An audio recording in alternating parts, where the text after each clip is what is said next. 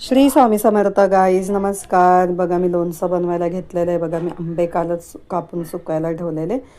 मी ते राई गरम करायला ठेवलेली, तेलामध्ये राई गरम झाली आणि बघा मी परातीत काढली. परातीमध्ये थंड करायला घेतलं ते असं पूर्ण जरा थंड करायचं आणि मग मी त्याच्यामध्ये टाकलं रेड चिल्ली मसाला, आपला ह्याचा एव्हरेस्टचा मसाला टाकला मी त्याच्यामध्ये.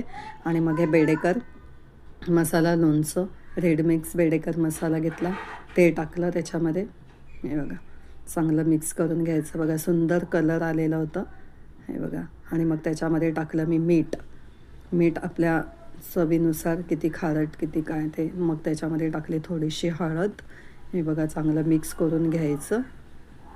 सुंदर झालेलं आहे. टेस्ट बघायची तुम्हाला कसं वाटतं आहे, काय कसा मसाला आहे, किती तिखट झालं आहे काय, ते एकदा टेस्ट करून बघायचं कसं वाटतं आहे तुम्हाला. आळणी किंवा काय, खूप छान दिसत होतं एकदम. मग मी टाकले त्याच्यामध्ये आंब्याच्या फोडी. हे बघा हे चांगलं हळद मीठ लावून मी सुकायला ठेवलेलं आहे. एकच ऊन घेतलेलं आहे. हे बघा बाबू पण टाकत होता.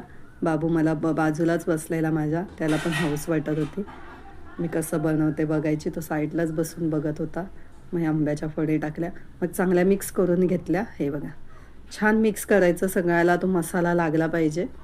सुंदर असं बघा किती सुंदर दिसतो. पूर्ण व्यवस्थित मिक्स करायचं की जेणेकरून सगळ्या फोडींना तो मसाला लागला पाहिजे.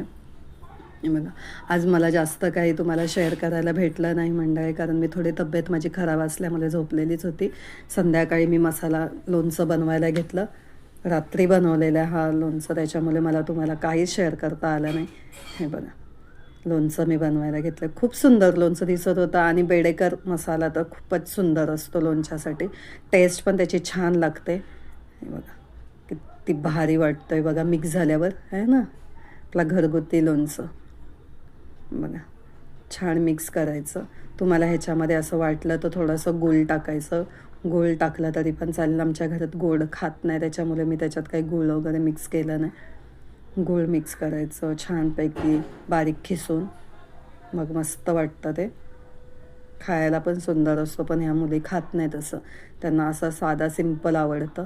मग मी तसं केलं. बघा तेल थंड झालं आहे का बघायचं. एकदम थंड झालेलं असेल तेव्हा तो बरणीत भरायचा. माझ्याकडे बरणी नव्हती, कारण मला आणायलाच भेटले नाही बरणी. आणि रात्र झाल्यामुळे मला काही भेटलंच नाही भरण्यासाठी, म्हणून जो घरामध्ये डब्बा अवेलेबल होता मी त्याच्यातच भरला. मी म्हटले नंतर मी आणेल भरणी आणि मग त्याच्यामध्ये हा टाकून घेईल, कारण हा मुरायला ठेवायचा असतो. हे बघा मग मी सगळं लोणचं त्याच्यामध्ये टाकलं. चांगली बरणी भरून घेतली. लोणच्यावर तेल वरती आलेला पाहिजे.